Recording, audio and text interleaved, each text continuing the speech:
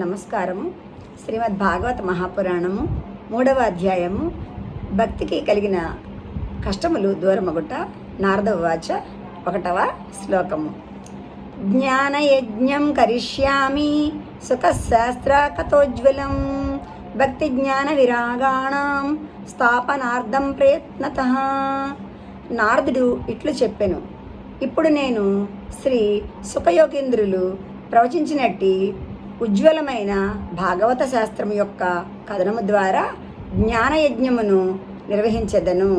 తద్వారా భక్తి జ్ఞాన వైరాగ్యములను ప్రయత్నపూర్వకముగా ప్రజల హృదయములలో స్థాపించి పదిలపరచెదను.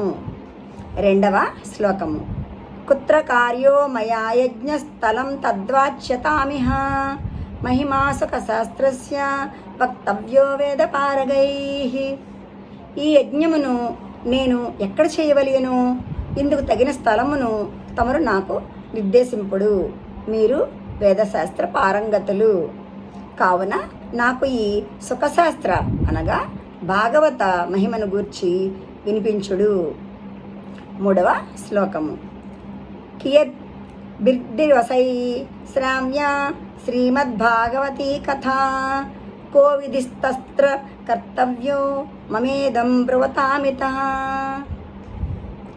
శ్రీమద్భాగవత కథను ఎన్ని దినములలో వినవలెను? అట్టి దానిని వినునట్టి విధానమును ఆచరించడు కర్తవ్యమును గూర్చి వివరింపగలరు.